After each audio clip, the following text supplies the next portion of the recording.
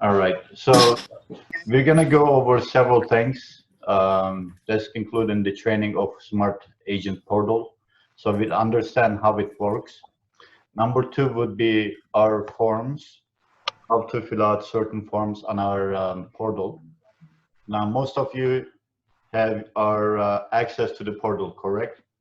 The ones we have a couple new agents there, they may not have it, but we're going to go over this together because there are several parts to it. It's not just the portal, it is also how to fill out the contracts properly, and pretty much the roadway for transactions. All right. So let me make this bigger. All right. Now we're going to talk about new portal, paperwork processing files, and property valuation briefly. So we're not going to go into detail on that one because that's really a deep subject that can take an hour to 2 hours.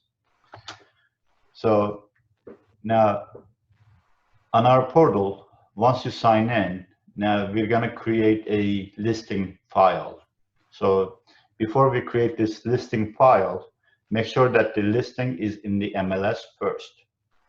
Okay, so you come back here and go to your transaction portal in here and click on transactions, and you click on listings, then create a listing. All right, once you click on create a listing, this window will pop up. So you're gonna put your MLS ID there. Let me go back for a second. You're gonna create your MLS ID, or you're gonna put your MLS ID there, meaning the MLS ID of the property, and import from MLS. All right. So once we move forward, most of the information will be brought from MLS to your portal. So our portal is IDX, meaning all data will be carried from MLS to your portal here. If there is anything that is missing, is an information in this window, it's not going to let you move forward. So you have to make sure that every part of this window is filled out properly.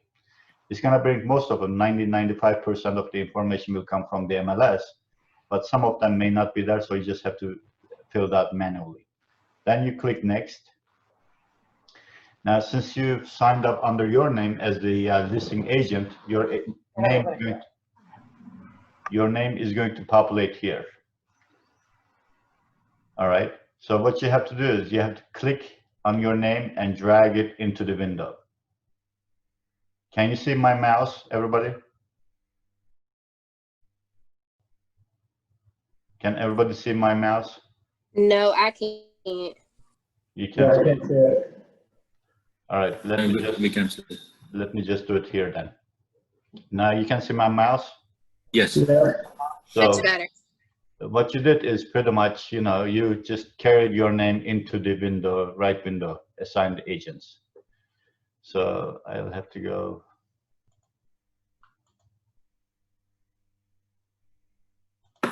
And then now the system is going to ask you who are the sellers. So you'll have to put their name, last name, phone number, email address, whatever information that you have on the sellers, you're going to fill them out here. So once the seller is created, this is where you do it. Create a new client and put the information in. It'll take that information and it'll throw it into your contact management as well. So this way you'll always have their information in your portal. In the future, if they sell or buy, you'll always have their contact information under your contact management. Now, if this listing is a referral, let's go back here. So you create the seller, it'll show up here, and you're just gonna click and drag it to the next window. Clear? So now seller's name is put in here, in there. Now the next one would be the referral part. If this listing is a referral from an agent or from out of state, you have to make sure to put the agent's name, agent's company name, and agent address, as well as you'll have to upload the referral form into our system. So once this listing is sold, we know who to pay and how much to pay, right? So I'm gonna move on to next window. Order services, there's nothing really you can order in the listing file because it's not really a sales file yet. So marketing, when you're uploading these listings to the system, make sure to check this here, syndicate on YouTube, because once you check that and move forward, it will create a video with a background sound and it'll throw it into our YouTube channel. So this way you can just take the link and send it to your sellers that you create a video, even though you haven't done anything. Notes are pretty much, if the seller has disclosed something to me, and I can come back here and put those notes into the notes window here. If there was a disclosure, I will put it in here, because what's going to happen is it will put date and time to that note. So in the future, if the seller says, you know what, I never told you about that, or I never disclosed that to you, since it dates and times it, now if there's a complaint to the State Commission or Board of Realtors, now you have this proof that it was disclosed to you on such date, because you cannot change that date or time. So once it is completed, this is what you're gonna see, all right? Pending approval under the listing file, and you'll see the property, and you'll see this red X, all right? Red X means it is pending approval by the paperwork department as well as the broker. So our paperwork gets reviewed twice, one by the agent services and second time by the broker, to make sure that everything is compliant with the state rules and regulations. All right.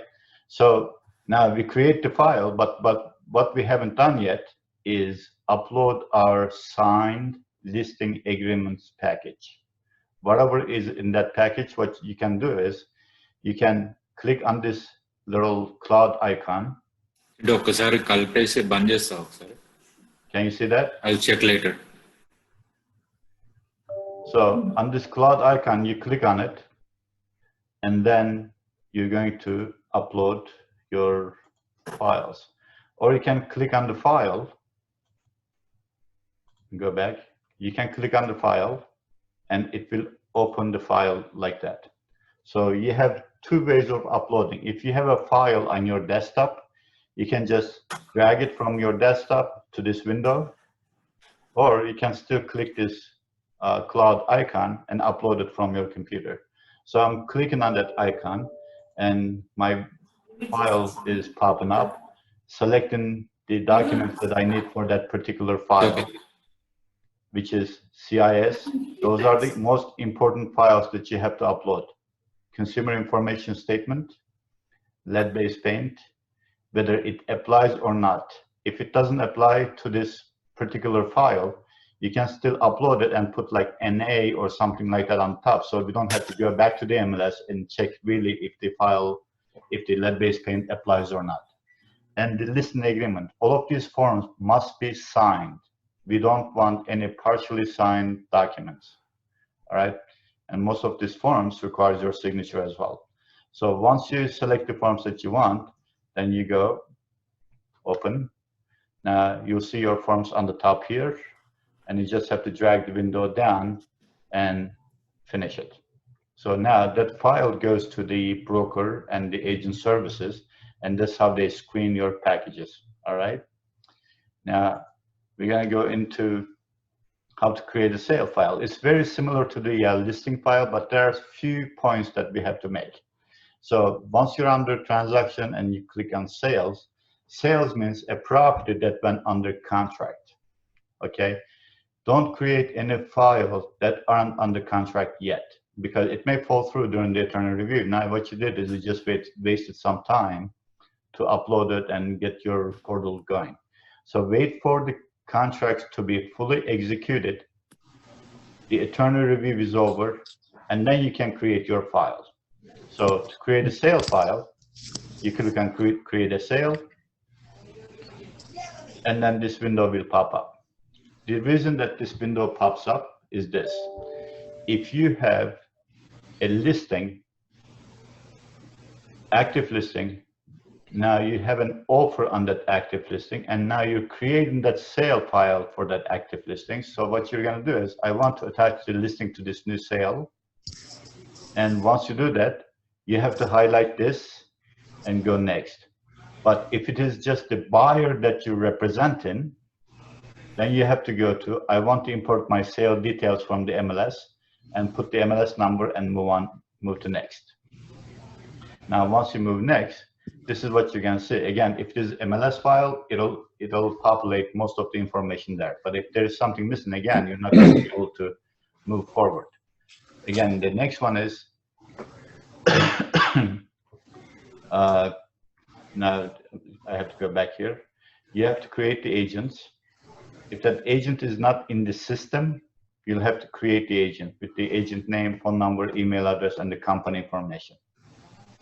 And then once you create it, you're just going to move it to your buyer's agent window by dragging from one window to another. All right. Now, when you're creating a new client who's the buyer, so you can put the buyer's name, email address, and their phone numbers and save. Once you save it, it'll show it here. And you're just going to drag the buyer's information to the next window, just like that. All right. Anybody has any questions so far? I have the question. It's in the listing. When you submit the listing, how long take to approval from the broker? Usually, it should not take more than 24 hours. I submitted yesterday, and I saw right now in the computer is pending approval. Okay. So as I said, it usually takes no longer than 24 hours. So if you don't see your file approved yet, you can just reach out to your admin and ask them why the file has not been approved yet. But I cannot talk much about North Jersey. Again, I am one of the partners there, but I'm talking about here now in South Jersey. We usually, I can tell you, every morning we look at the files. Around 12 noon, we look at the files again. And before we leave around 5 o'clock, we review it again. So we pretty much review the files 3 times a day.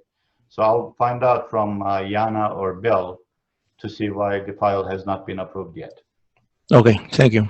All right. So, but you upload the listing with the proper documents, right? Yes. Okay. All right. So One question, Desai. The save file versus the listing, save file, how is it different from the listing agreement and the uploads that we did? Is it the packet of the entire documents? we haven't come to documents yet. We're going to talk about that. So listing file is listing agreement, consumer information statement, and lead-based paint, and other documents that you want as the package. We're going to talk about the documents that are required for those packages. So we're not quite there yet. What is save file then? Sale file is buyers. Buyers. Okay. Listing file is listing, which is sellers. I got you. Thanks. Okay. So now you have that information there. You're going to be putting, if there's any referral, you put that information there. Next one is now title companies. So you can actually put all the vendors that you have. Since this is your online file folder, in my own files, all right, I have every single vendor that are listed in my folder. This way, 5 years down the road, if I want to find out who the vendor was, I can just jump into the folder and see who the vendors are. So you can go as detailed as that, but it is not mandatory. You know, it is up to you how much you want to use your portal for. So if that's the title company is, for example, here, Integrity Title is our in-house title company. Therefore, we're using them. Now, the next one would be commission part. You can put 2.5%, 3%, whatever the case is. But the commission is what we get as a check at the closing, right? So we adjust that number. Sometimes they are not really totally correct. So we adjust that number based on the check that we received. Now, once you create that file, you're going to get a notification that the sale file has been created. Now you'll have to go back to uploading the contracts. So if there's the contracts that are fully signed, the attorney review is over. You can upload as many forms as you want in that section because contracts are important. You can put all the addendums, amendments, home inspection reports, whatever you want, you can add it to it because you can always go back to it after up to 7 years, right? So you don't really have to hold any paperwork as a hard copy folder.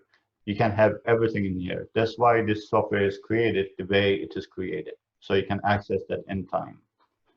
So again, to upload your documents, you can just drop it from window to this window or from your window desktop to this window, or you can click on the window icon or the cloud icon here to upload your documents. So again, in here, I have 2 Callison fully executed agreement of sale and open. Once I open it, it uploads them, and on the bottom it'll say complete or finished. Then that file is created. Now it's sent to the agent services as well as the broker so they can review the file for you.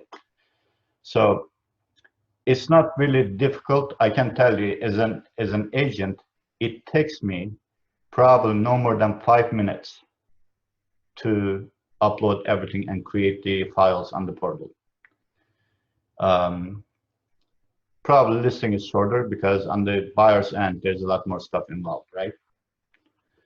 So file organization. So we go into a little more file organizing and a little bit of time management in this section. So on my desktop, I have one folder. It says listings and buyers. So once you open that folder, you're gonna see active listings, buyers closed, don't worry about that, expired listings, sold listings, tenant clients, withdrawn listings. So this is how I have it done because every time I wanna use something, I wanna upload a form, I know which portal to go to.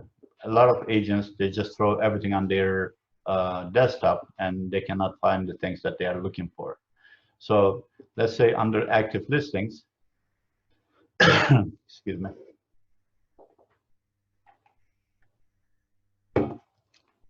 You'll see under active listings, there will be a bunch of files. I normally carry as an agent. I'm a broker agent as well. In my average listing on my portal used to be anywhere from 40 to 50 listings and at any given time. Right now, I'm more towards management. Therefore, my listings are only maybe 10 right now. So you'll see all the files. Then each file will have subfolders again, agreement of sale, expenses, miscellaneous. All right. Under agreement of sale, now I have an unsigned agreement folder. So what I do is when I have the listing, when I get an offer on it, I create the the agreements. I save it under unsigned. The reason that I do that, because if that sale falls through, now I only change the dates, the agent names, and also the client's name. Now I have the form again. So I don't have to recreate the whole thing again, right? So that's basically for time management purposes. And under the same file, now I have one sunset buyer signed AOS, agreement of sale, or one sunset fully executed AOS. The reason that I tag it this way is because when I want to upload it to the portal, I upload the right document. All right. Any questions on these? Okay. So paperwork, processing, and files. Now, if you guys all want, we can share this with you so you know exactly what files we need for example, listing. So listing agreement properly filled out, lead-based paint. If it doesn't apply, uploaded a blank one with an X on it. CIS, consumer information statement, and any other related listing documents. Seller's disclosure statement if applicable, and do not upload any forms that are unsigned. Now, on the buyer's end, we want at least agreement of sale, lead-based paint, and any and all addendums, amendments, seller's disclosure statement if available, optional docs. Again, these are the documents that are optional. inspection reports, appraisal reports, COs, and whatnot. So you don't really have to have, because the state of New Jersey does not really specify that we need the inspection reports in our files or we need the appraisal reports. But as an agent, I put all of these in my files. So that is a complete file. And the closing docs. So once you do the closing, you will need ALTA or HUD statement, copy of the deed, copy of the markup title, copy of the termite cert if applicable, and any other closing documents. So now let's talk about something. Let's see one question for one agent. Alana is our Philadelphia agent, as well as she's in New Jersey. So Alana, can you unmute yourself and answer this question real quick? Yes. How are you? Good, how are you? So what is the difference between ALTA statement and HUD statement?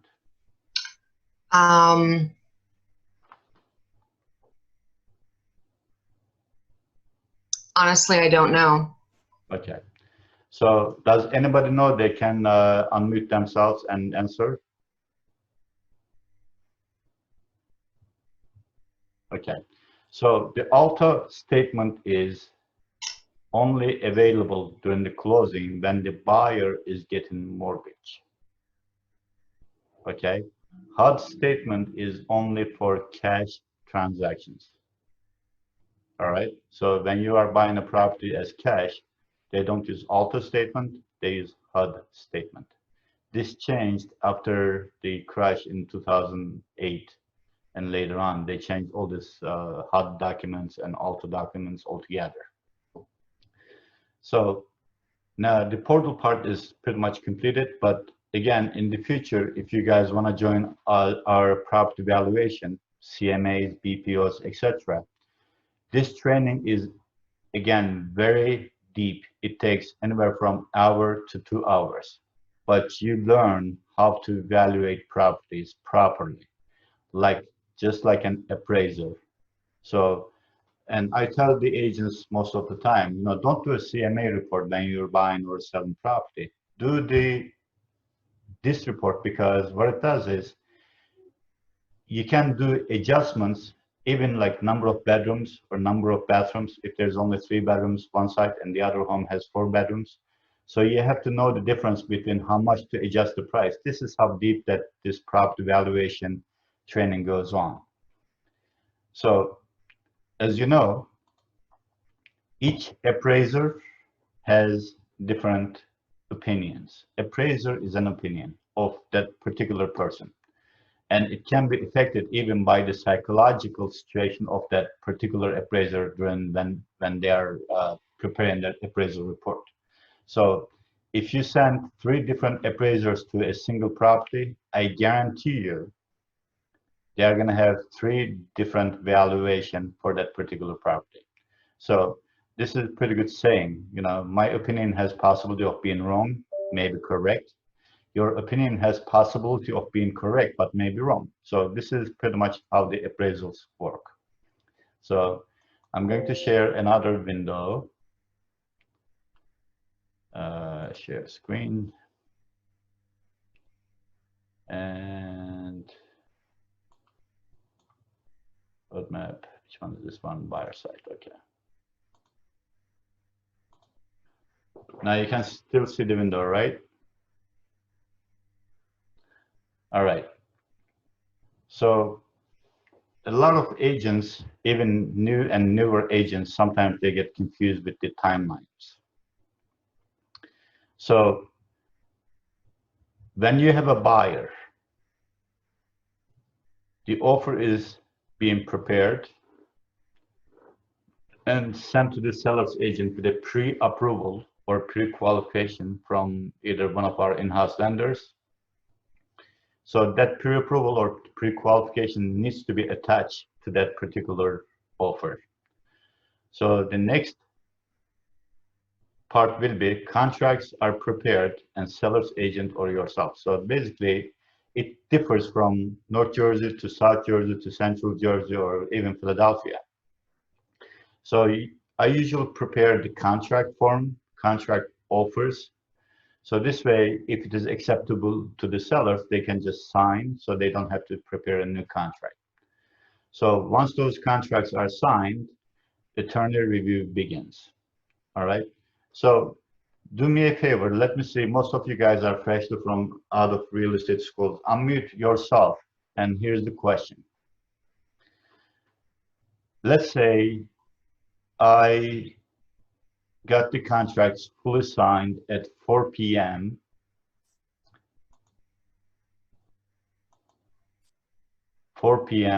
on Thursday. When is the attorney review over?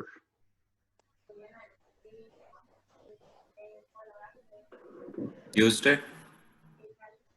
So let's say Thursday at 4 p.m. the contracts are fully executed and sent to the buyer's agent. Now we have fully executed contract. So when does the attorney review starts and when does the attorney review ends? 3 business days? What's that? 3 business days?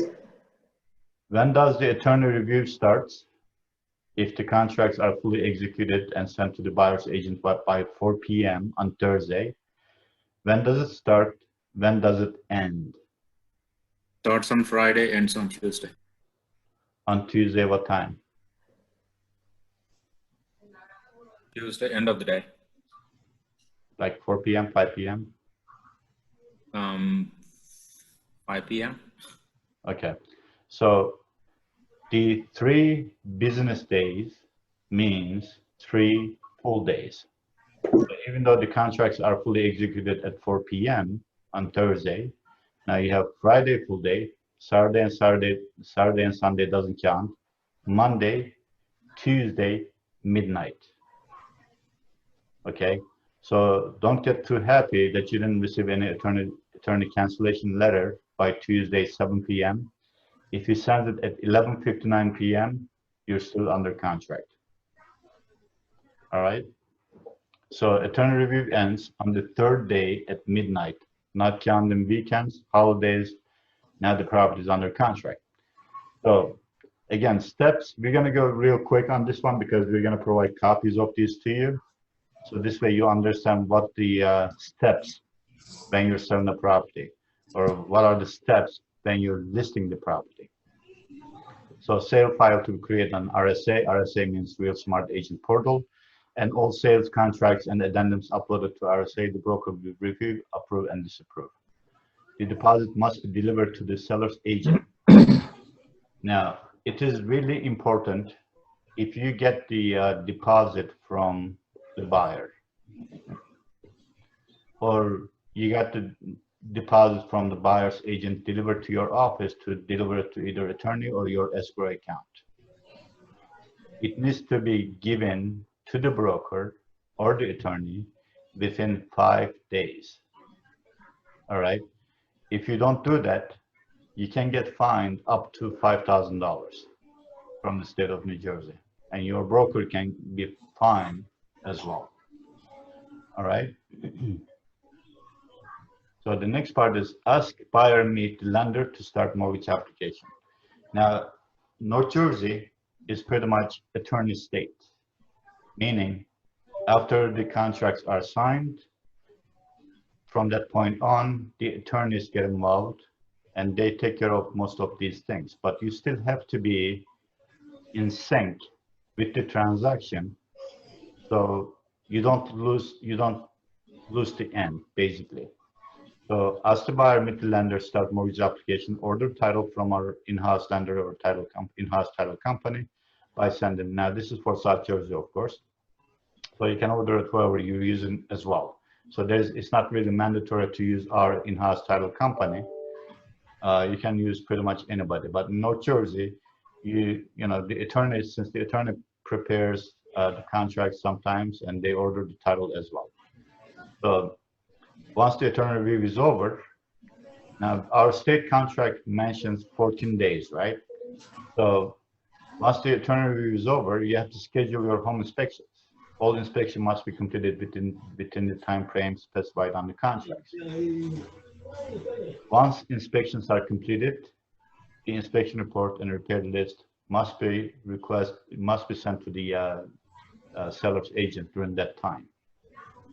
So if the buyer says, "Oh, I'm not going to do any inspections," so I'm not going to do any inspections, then what you have to do is you have to get them sign an inspection waiver, because once they buy it, the problem starts to come up and they will sue you because you don't have that waiver. Follow up with the seller's agents regarding repair agreement. An addendum is need to be prepared for all those repairs, and everybody has to sign, or they may offer a credit for the repairs. Follow up with lender for the status of the buyer's application and appraisal. Confirm the title company request for the title commitment. Then, you know, it goes on. So we're going to share this with you, but I just want to pinpoint some of the important things in here. But just keep in mind, and this is where, you know, I want to emphasize enough. Always try to communicate with seller's side agent during the transaction in writing. Don't do it verbally. Don't send them just text messages. Make sure that whether it is text or email format, this way you have proof of certain things that are discussed. If something is disclosed to you during the transaction, make sure to input conversation in RSA under notes. If you are not sure about something during the transaction, call your office manager or your admin before you make a mistake. So some agents, once they realize that you're a new agent, they are going to try to bully you. So just ask us. So there is no such a thing as stupid question. You may not know it, and you may think that it is stupid, but again, no question is a stupid question for us. So you can just reach out to us whenever you want. You know, one of my managers, when they are hiring, he says that, you know, if you can't reach Hakan, if you can't reach Angelo, if you can't reach Taz or Bill or Yana, call 911. So that's how we are. We answer all of our phone calls to make sure that our agents are being taken care of properly. So now I'm going to share our last part.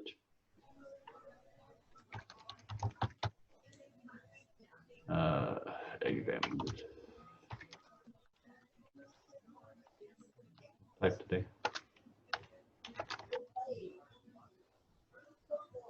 That's not it.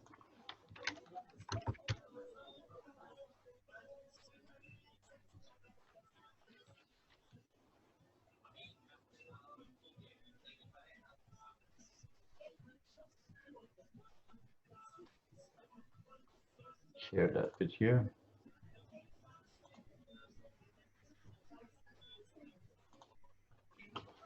Okay. So our contracts are pretty much the same in South, Central, and North. So I want to go over this with you about 15 more minutes. So this way you can understand why you have to understand the contracts in New Jersey. Because a lot of agents, they get these contracts signed, but they really don't know exactly what contract says. So I wanted to learn this all the way at the beginning so you're not making a mistake. So first page of the contracts, as you know, the contact information and basically the first page, buyers and the sellers are. So second page of the contracts, the table of contents. Let me open this one for you so this way you can understand better. Buyers contract package. Choose out of that. Put here. Can you still see my screen with the new contract form? Yes. Let me do a new share. Share. And you can see my mouse? Yes. Okay. So here's a pre-prepared agreement of sale. This is a package that we use in South Jersey, and I believe this package is also available for North Jersey use too.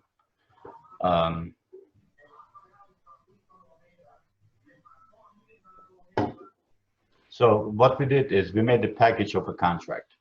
Basically, first page, we created, you don't see it on regular contracts, but what we did is we wanted to make sure that once you fill out this first page, it starts to populate your contract. So then it'll put the agent's names, buyer's names, and property information. Now you still have to check line by line to make sure that everything is in there, like the seller's name, the seller's address, where the property is located, in block and lot, and county, and whatnot. So here's the question. So since we're doing it right now, sale price is $275. All right.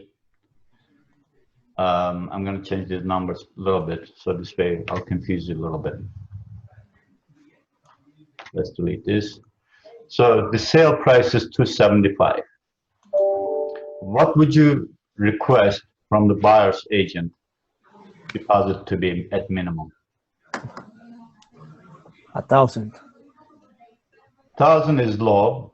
I would usually try to tell them to give at least 1%. So you can put 1,000 as well, but I'm just going to put $3,000 for now. Now, additional deposit, sometimes in North and South, what they do is we'll pay you $1,000 now. Let's do that. And we'll pay you additional $2,000 more when the inspection is done and it is satisfactory, or once the attorney review expires. So now we have $3,000 deposit. Let's say if the buyer is getting a VA loan, what would be the mortgage amount?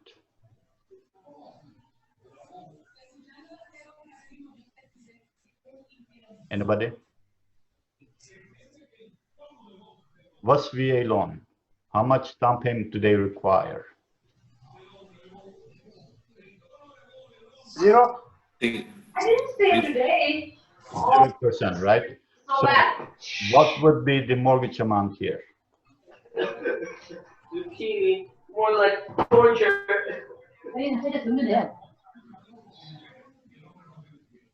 So what would be the mortgage amount here, anybody? So if it is 0, no, because it's 100% finance and therefore it's 100%. going to be 275, right? Yeah, 275. Okay. So now we have purchase price of 275 and mortgage amount of 275, and we have a $3,000 deposit. What would be the balance of the purchase? Negative 3,000. Perfect. So it will be negative $3,000. All right. Just keep that in mind. This is where a lot of agents get confused. Now, let's say that this is a 10% down loan. Now we have that. 10%.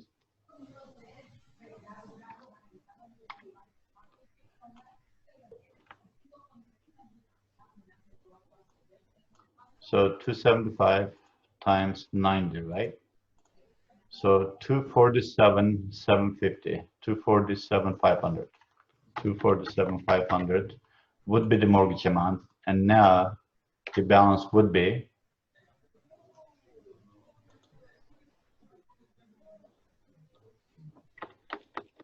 $24,500, right? So now we got that number right. Now we're moving on next. The deposit has to be paid to the seller's agent, seller's broker on certain date. Now, if there's additional deposit, like in the first page, it has to specify here what date that would be. And whoever is holding the escrow trust account. So even though it doesn't specifically specifies on our contracts, the purchase is always contingent upon obtaining a mortgage. Let's say if the mortgage company does not get the property appraised for the property price, And if the sellers are not willing to reduce the price, the buyer has two options: walk away from the contract or bring more cash to the table so that they can buy this property. But just don't go with the opinion of one appraiser. You know, I check my appraisal reports like hawk. All right. I look for mistakes if it didn't appraise. If the appraiser used proper comps, if the appraiser did the proper adjustments. So, and I fight with them. You know, if there's a problem with the appraiser, the lender needs to notify the appraisal management company and have them review that appraisal again. And if the buyer's agent or if the seller's agent provides a very comparable properties, they have to be able to review those as well so that the appraisal can be changed. But I can tell you 99% of the time, the appraisers will not change their valuation. When they say that, no, we're not going to change our valuation, that's when you can request a secondary appraisal. So you don't really have to get stuck with one simple appraisal. You can order a second one, you can order a third one to show that that property is really worth that much. So here's the mortgage amount that carried from the first page and conventional, and we have to put the commitment date. If there's no commitment date here, that means that it is 30 days. Now, in South Jersey, Central Jersey, we obey this rule, but North Jersey, not so much. So North Jersey says, well, you know, we need an extension. And same thing with South as well. You know, they can extend that commitment date. But a lot of attorneys in North Jersey, they make the contracts time as not essence. So they can pretty much give the commitment whenever they want, or they can extend the closing because there's no time of essence rule in North Jersey. All right. And now the balance of purchase price, meaning the closing date. Sufficient assets means the buyer has enough money to be able to close on this property. Be accurate to disclose the seller price, items included in sale. So if you're the listing agent, you have to make sure to specify what is really included and what's not included. All right. So we had an issue, for example, there's an in-ground pool. The listing never mentioned the pool equipment, meaning like pool cleaners and, you know, all those stuff, pool covers or whatever. The sellers took them. So now they had a fight. How come you guys took it? Because it's not included in contract, which is true. So you may want to go as detailed as possible as to what's included and what's excluded in the contracts. Dates and times for performance, meaning everybody has to do everything timely. Again, attorneys tend to break this rule. There's nothing we can do about it. Certificate of occupancy is seller's responsibility. If you don't put any price in here, that's pretty much 1.5% of the purchase price. So for South Jersey, I usually put $500 or $1,000. But in North Jersey, a lot of agents will probably want to remove that part. If the municipal has an additional assessment, the taxes are going to go up or whatever. If the seller's agent knows that they have to fill that out. If they know about it, they have to disclose it to the buyer. The title has to be clean. There's no broken chain, there's no cloud, there's nothing. The title has to be a marketable title in order for them to close. All right. Now it's a single family home, possession and occupancy by tenancies. If there's a tenant in the property, you have to disclose that about tenant's name, location, and rent and security deposit. Lead-based paint, if it is applicable, you'll check that.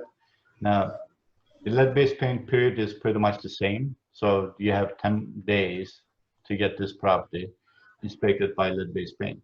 Now, nowadays, a lot of people are having a problem with sewer lines.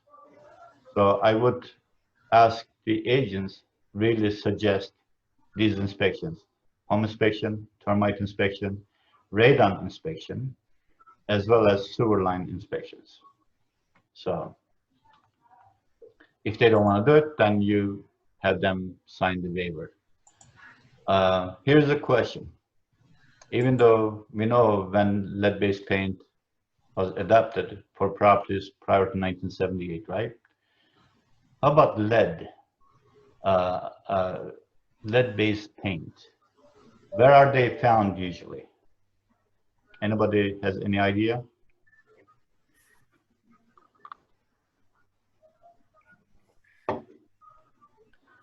Where are they? So if you, I know that there's a bunch of older cities in North Jersey and South Jersey as well. Let's say Haddonfield or Morristown in South Jersey area.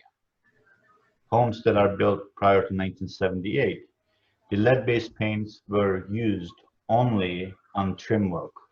So basically, you know, thresholds or baseboard trims or crown moldings or whatever, they always used lead-based paint on those, not on the walls necessarily. So, and most of these homes, you know that there's always peeling paint or whatever. So that needs to be really tested to make sure that there's no lead-based paint used, because it can be costly. It can cost you anywhere from $5,000 to $20,000 to get it removed. You just cannot paint over it. It needs to be removed by professionals. So, all right, here's another $1 million question. And everybody gets these contracts signed, but we don't know what point of entry system is. We hired an agent recently here. He's been in business for 35 years as a realtor. I asked him in a training. I said, so Bob, tell me, what is point of entry system? He's like, I don't know, but this agent sells a lot of properties and he doesn't know what point of entry system is. So, and they're talking about their, you know, some sort of treatment system, right? So water treatment. So it has something to do with the water. But what it is, I'll explain this simply to you. Let's say if an area does not have public water system, all right? And if the area does not support well water because of the lot size or the environmental conditions or whatever the case is, the developer builds a neighborhood water treatment system and they manage that system as well. So instead of having public or septic or public or well, now you have a private well system for the entire community. That's what POET system is. So this way you can remember what that POET is. So now we have cesspool. What is cesspool and what is septic? Anybody wants to make a comment on that?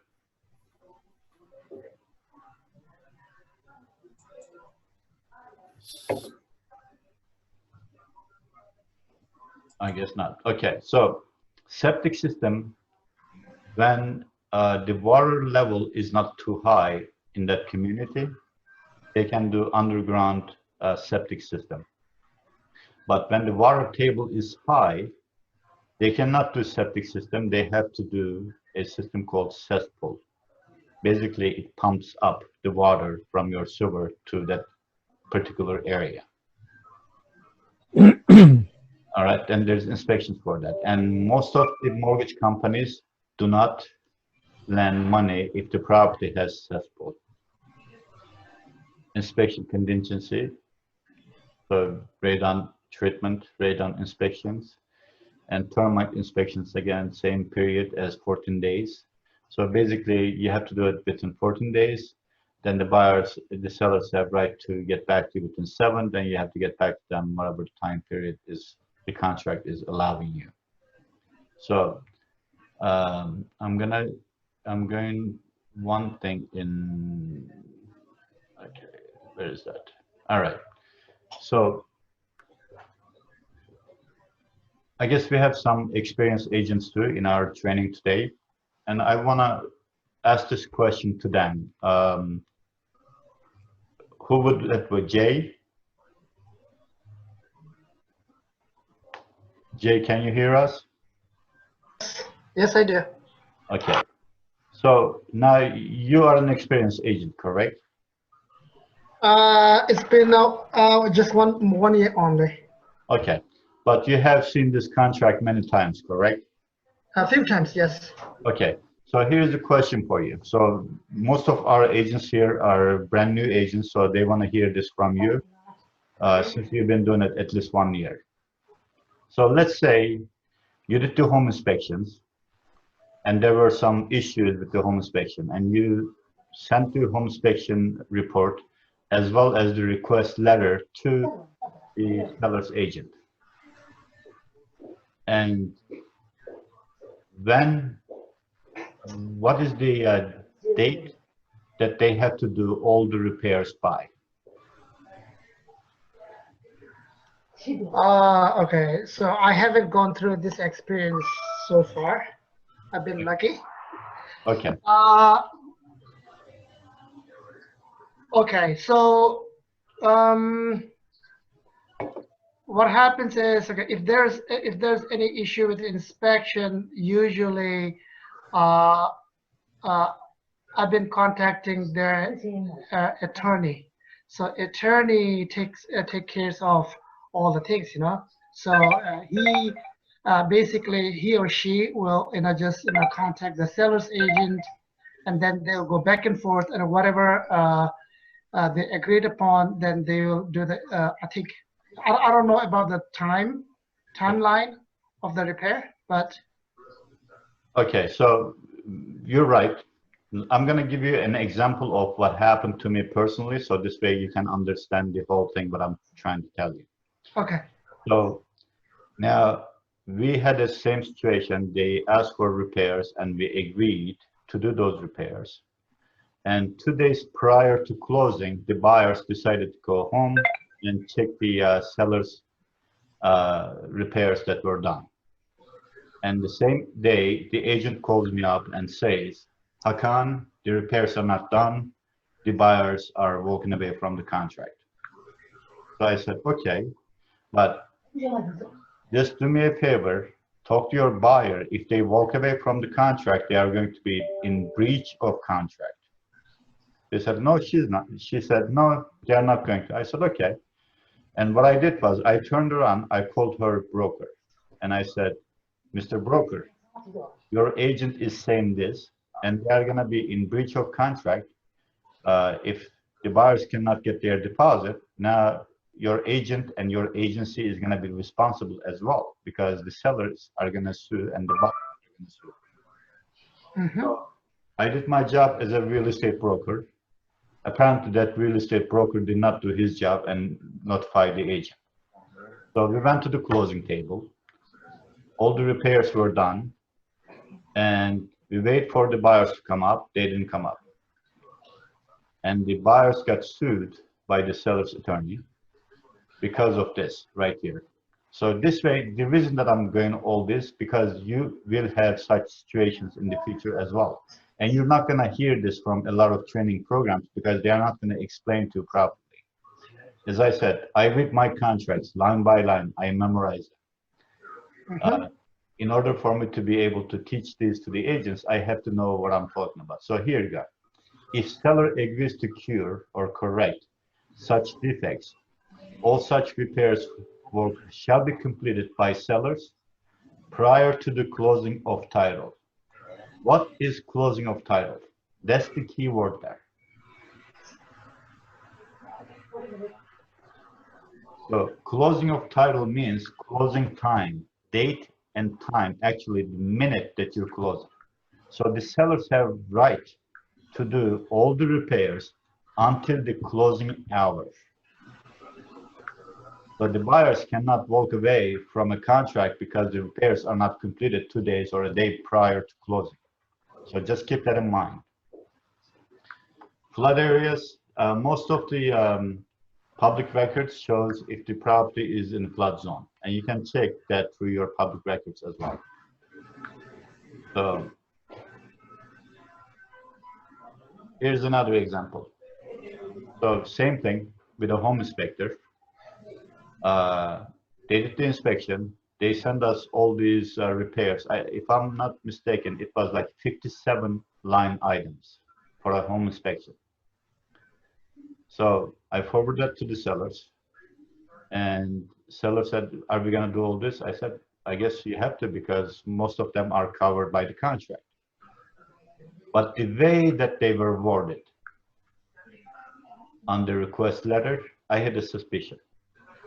So I verified my information, and I went back to the sellers. I said, no, you don't have to repair anything. He's like, are you sure? I said, no, you don't have to. Don't do any repairs, because these people had actually given us a unconditional commitment that they are pre-approved and approved by a lender. So I said, let's just wait until the commitment date, which was prior to the expiration of the home inspection paragraph. So we got the commitment, and I kept pushing the, inspectors, or the agents and the buyers, we have pretty much 7 days to respond back to you. So now the home inspection paragraph expired. Now we have 7 days to notify back to them what the seller's decision is. So after the inspection expired, I went back to the buyer and buyer's agent, actually. I said, the sellers are not going to do any repairs.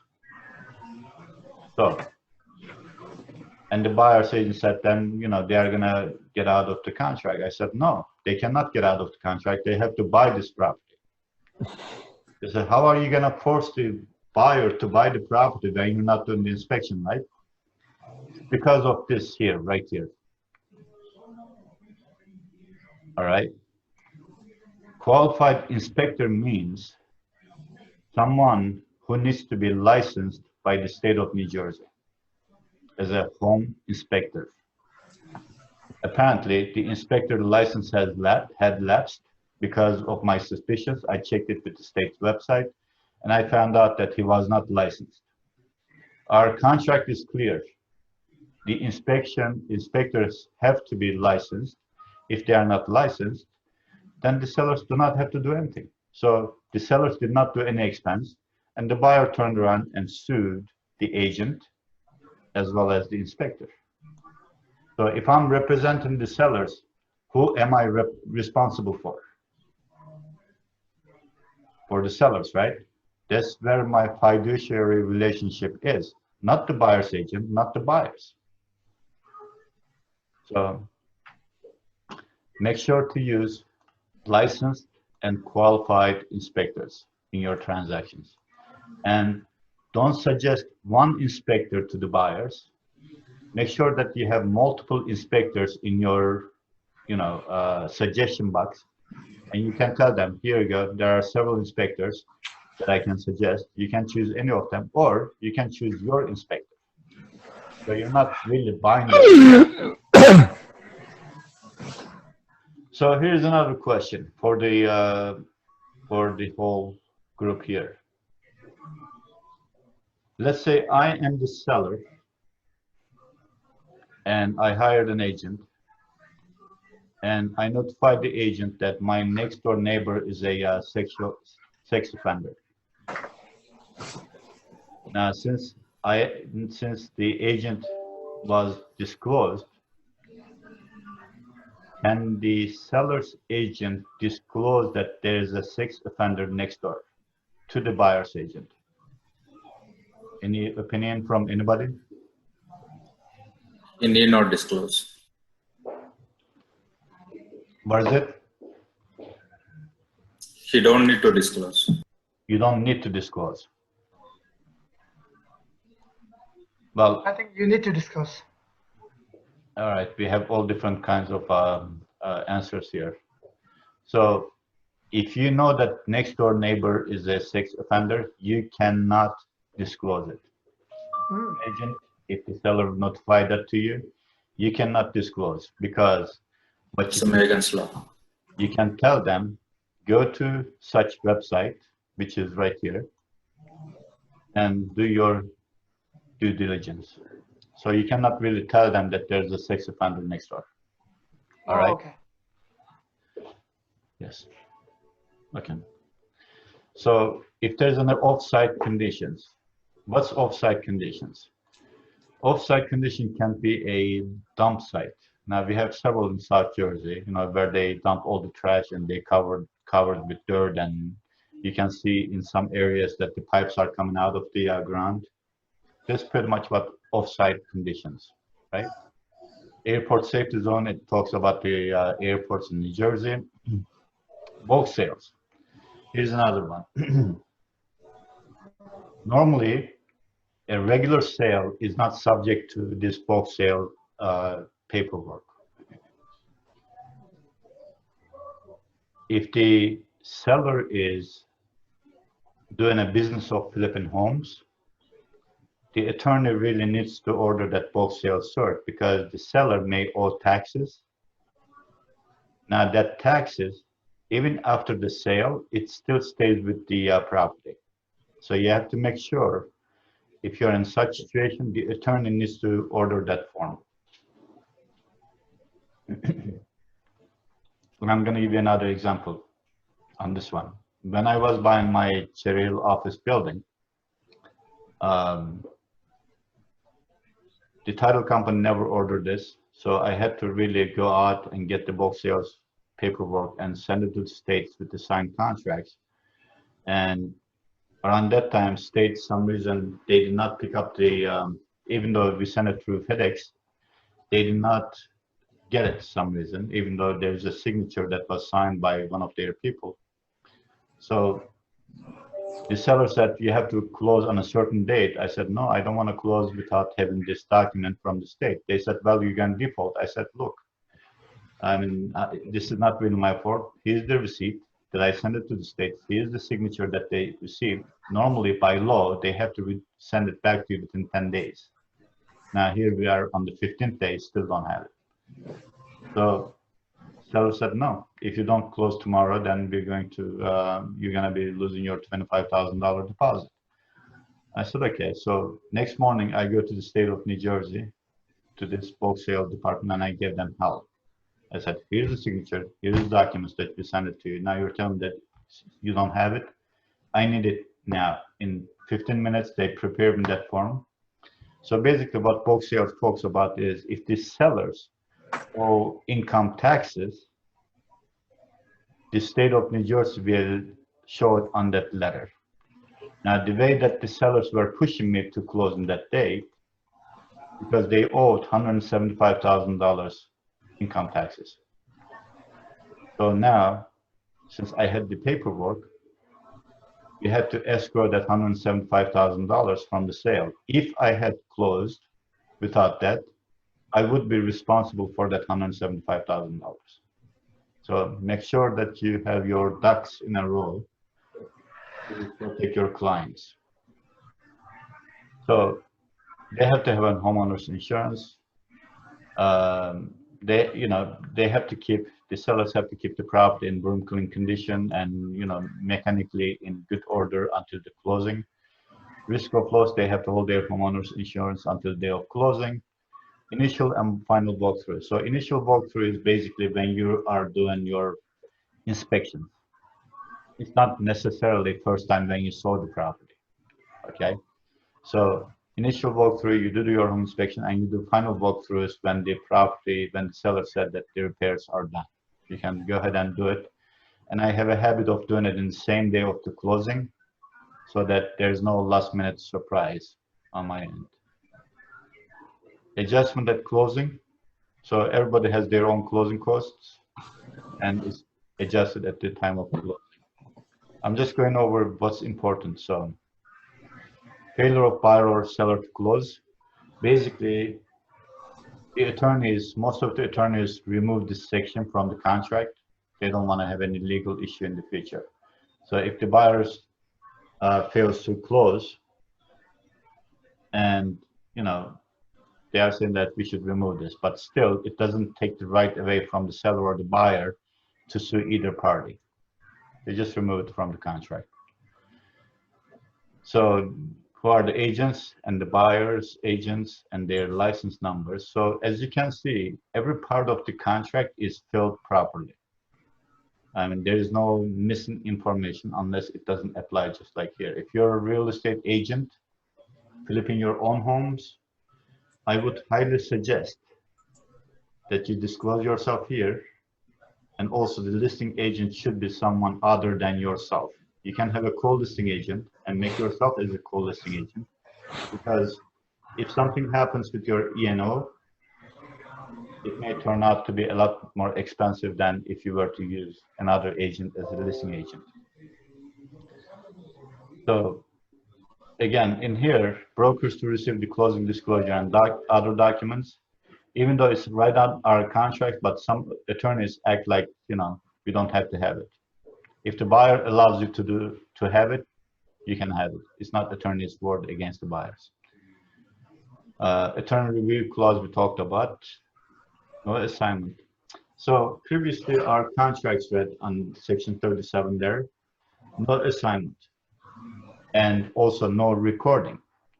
Some reason state decided to remove that no recording section from our contracts. So basically, why is it so important that I think it should be there? Because once you sign the contract and the buyer can go to county recorder's office and record that document because it's a legal document. Now, if they had the right to do so, you wouldn't be able to sell that property as a seller, nobody but just that particular buyer. I don't know why the heck that they removed it, but it should be brought back. No assignment, no recording, meaning the buyer cannot record this contract. Electronic signatures nowadays is very popular on the contracts, but sometimes when you are using a program with the state grant programs, they will ask you to do wet signatures versus e-signatures. Corporate resolutions needed for every single buyer or seller who are LLCs. And as you can see, that base paint is there. Whatever applies to the contract, you need to check it. Now in here, this is my edition, because the contract does not really, the language on our inspection paragraph is very vague. So I want to make sure that the contract is written properly. So what I'm saying here is buyer shall supply the seller or seller's agent with a list of requested repairs. Maintenance and cosmetic items that are included in inspection reports are for buyer's information only. So what I'm basically telling them, if the items are cosmetic, the sellers are not going to do anything. It's just for your buyer's information.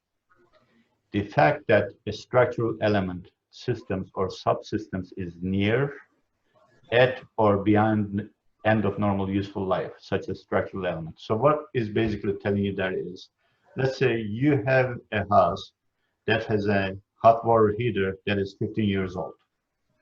Okay. The maximum useful life on water heater is how much? Anybody can answer that for me?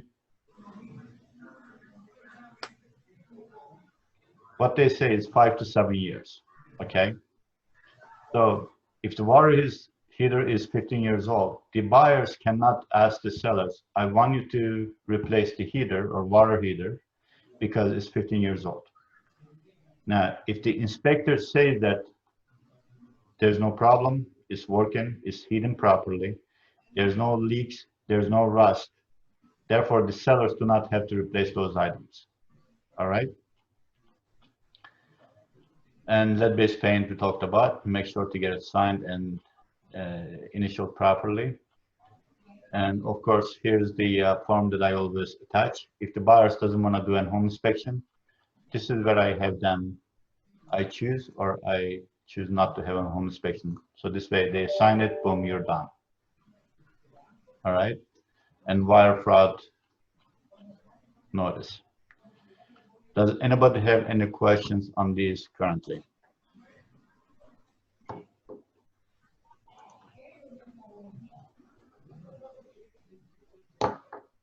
Everybody is very clear. All right, so I'm gonna show you one last screen and we'll be done. I'm sorry, I have one question. Okay. I'm looking right now on the package, the contract package, and I saw one form after, let's see,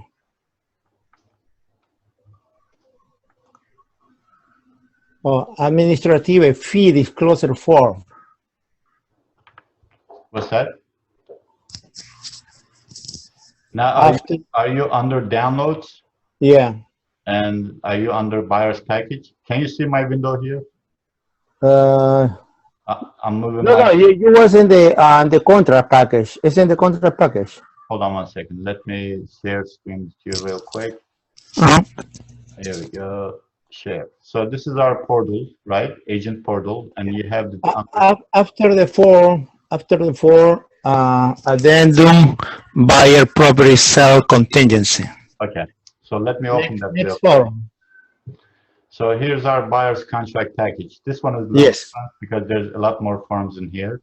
Mm-hmm. You have the agreement of sale, and you have the lead-based paint will come up right after that, and then you have seller's concession, right? Yeah, go ahead. And you have the condo association, FHA mandatory clause, and you have home inspection period and private well testing. Is this the Yeah, one? after. Well, Go down. addendum regarding buyer's property sale contingency. Yeah, next one. Next page. That one. Okay. So you can use this form. All right. Let me make it a little bigger so everybody can see it too. Most of our South Jersey agents are using this form. All right. But since North Jersey is an attorney state, even though this form is signed by the buyer, the attorney is going to say, what are you charging $300 for? Exactly, that's my question. So, but if the buyer has signed, the attorney, most the buyer probably don't sign. okay, so if the buyer signed it, then you don't have a problem, but the attorney will probably still push you to remove that from the form. And you can tell the attorney, look, now this is a legal contract between the buyer and Homesmart that they are paying $300 admin fee to us. So if they still push you, you can say, all right, let's just remove it and get it over with, you know. But if they say, okay, now if you are, you know, paying $649 or $549 or $349 or $449 transaction fees, that $300 becomes your money. Therefore, now you're paying $300 less on your transaction fees. You get it? I'm confused. Okay. Let's see if the buyer no want to sign it. If they don't want to sign, then you can just remove it from the package. It's not a mandatory form. Okay, that's my question. It's not a mandatory. Okay. It's not a mandatory form. But if you do charge it, if they do sign it, what plan are you with right now in North Jersey? That's the first time I saw that type the form. Okay, because we use this a lot in South Jersey. So let's say you are a Plan B agent paying only $549, right? Now you charge $300 to the buyer. Now you only pay $249 for that transaction, because that $300 becomes your money, not the brokerage. Okay? It's coming from the who? From the buyer Yeah. to you, and it's not But- broker's money, it is agent's money. Do you say the buyer? Well, let's say if I have a buyer, I'm preparing the contracts. Yes, I represent the buyer. I represent the buyer. Okay, I'm charging the buyer $300 admin fee. Okay, as an agent, I'm charging $300 admin fee to the buyer, and the buyer signs. Now I have $300 additional commission, basically, from the buyer to me as the buyer's agent. So it reduces the money that you're paying to your broker by $300. Basically, that's what it is. Okay. But that's in case the buyer sign. Yeah, buyer can sign, and you can have $300 less fee paid to your broker. That's all. Okay, but there's no obligation. What's that? It's not mandatory. It's not the obligation. It's not. No, it's not mandatory. You don't have to use that form. But just think about it. You're getting the contract signed, right? And it comes to that form. And since it's not mandatory, this is what you can tell your buyer. That's our. You know what? my broker charges $300 fee for this, but I am going to remove this form because I like you so much. Now you're a hero. Okay. So here's all the other forms that is there. I mean, you can use it for South and North Jersey. But I just want to pinpoint a couple things. I mean, as you know, under marketing, we have a lot of tools that you should really check them out because there are a lot of tools in here, especially under Smart Site 2.0.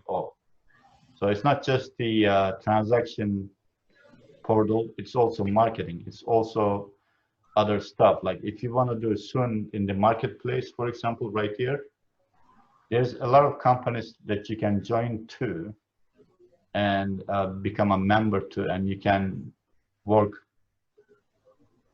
better with some of these partnerships. Soon we're gonna have constant contact here too. Normally constant contact, like for example, I do a lot of recruiting myself. I send emails to 15, 20,000 agents, and the constant contact charges me like $200-300 a month. But now Homesmart made a deal with constant contact up to 50,000 emails for $15 a month. So they have these partnerships here to save you money. Like for example, I believe we have our, let's see here, if this here,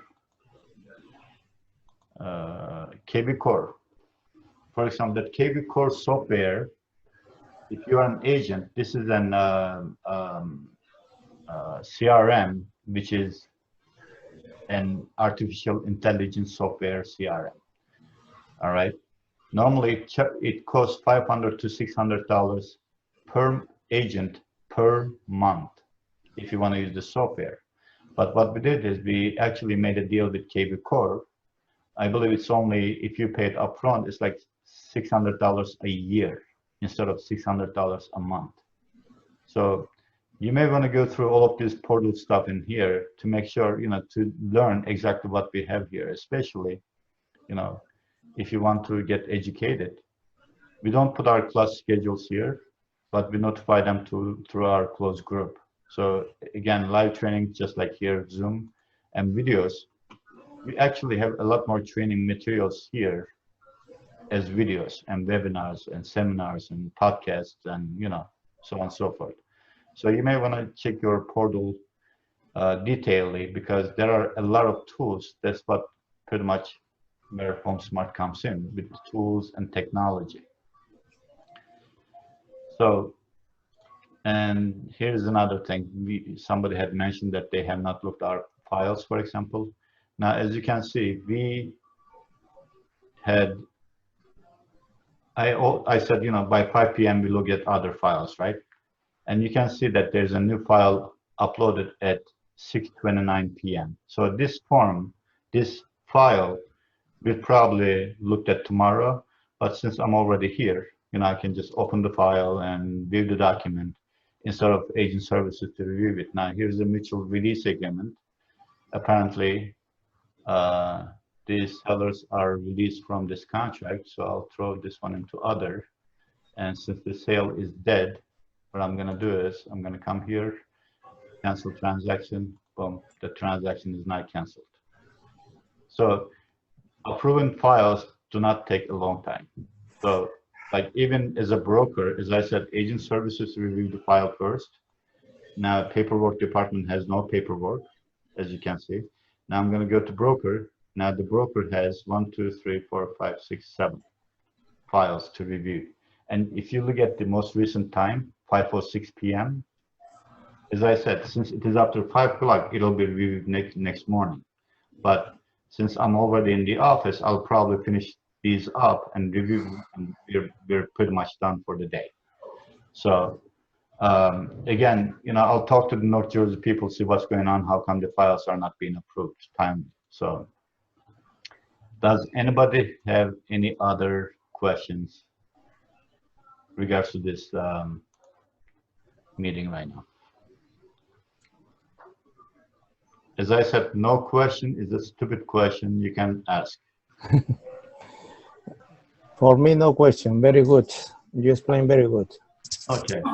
So if you do me a favor, send me an email to my email address. You already have my first and last name, right? So my first and last name at myfirstandlastname.com. I'll forward you those the plans, what you need to do step-by-step process. So I'll send you those as a PDF. So this way, when you run sales, you can just follow the plan and when to do, what to do. All right? Any other questions? Alex, you've been very quiet tonight. You know what, I actually have one question that goes back to the appraisals you talked about earlier. You talked about getting more and more appraisals. Okay. Who pays that cost for the appraisal? The buyer does. So basically what happens is the lender will request a credit card number from the buyer. They are going to, sometimes they are going to put a hold of, let's say appraisal cost is $500. They are going to put a hold of $500 on their credit card. But when the closing comes, it will show on the HUD statement or Alta statement as $500 and they are not going to charge the credit card. Basically, the buyer pays for it. Okay, then when you said you get, you know, when you ask for another review, were you referring to the same appraiser or you were getting different people to appraise the home? So basically, let's say appraiser A did the appraiser and appraiser A's appraisal management company will have to review the appraisal. So let's say if I have a problem with the appraisal, I will call the appraiser directly and say, look, and I don't believe this appraisal is done properly. Here are the mistakes, and please correct this. If he says no, then I'm gonna ask him to escalate it to the appraisal management company. And now the appraiser and the appraisal management company will be communicating. If they say no, we're gonna stick with the value, that's when you can request a secondary appraiser from a secondary appraisal company. Okay, so the lender will have to order another appraiser because see, appraisers, it's not like someone, you know, hey, here you can come in and do an appraiser for me and make sure that you sharpen your pencils. You cannot tell them that. Right. So what you have to do is you have to notify the buyer's lender. We are requesting a secondary appraiser for this property. So that secondary appraiser is going to be somebody else, totally different. So, Gotcha. Okay, thanks. no problem. Anybody else? All right, guys. I hope you learned something tonight. But you know, we do have other training materials. You know, I just want to go over these briefly because I don't want to push too much information to you at the very beginning and get you confused. And believe me, you don't learn real estate with trainings. You learn real estate by doing it. It's pretty much, you know, you'll make mistakes, but we'll be there to help you to learn from your mistakes as well. So I'm just gonna quickly see if I can see something. Everybody's still online? Yep. Right. Yes. So I'm gonna show you one thing. Yes. All right. I'm gonna share one couple case for you. All right. Let me share this window. Share screen. Boom, boom, boom, boom, boom. There we go. Share. So I don't know whether I told any of you before, but the way that I train my agents, I train them what not to do. Okay? Why do you think I train the agents for what not to do? Everybody can unmute themselves, so this way we can have a little conversation. Avoid mistakes. So you learn from your mistakes, right? So that's why I train the agents based on what not to do, so they know what to do. So here are some of the case studies that I usually train the agents on. we're gonna just go over one of them. So I'm not gonna take your whole time. They're from marketing mistakes to CEOs, like agents selling property without broker's office behind the scenes. So let's just open one of them, which a lot of agents think that it is fine, but it is not. So here is the case. So this is Paula Leiden, is a licensed real estate agent. Here we go. On about June 2017, Leiden and the commission entered into consent to order resolution commission.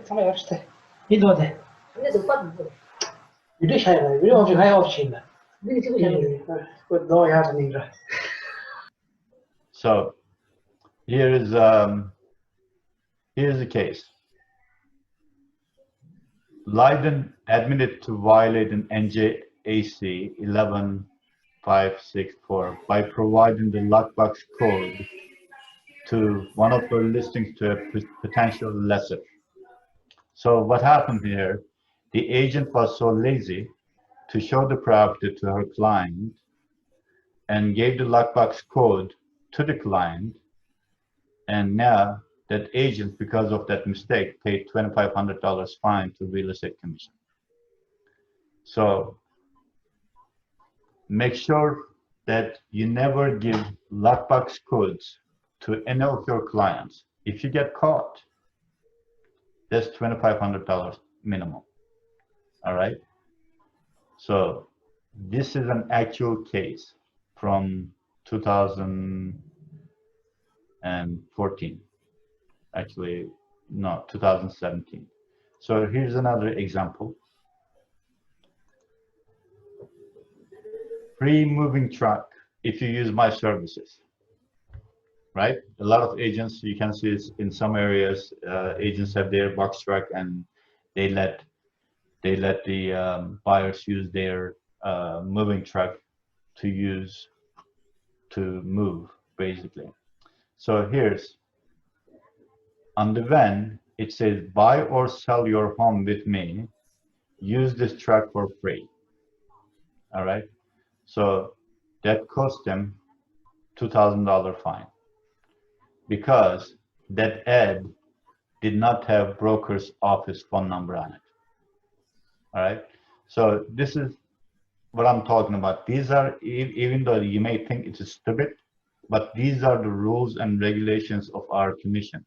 So these are some of the things that we're going to go in detail in the future trainings as well.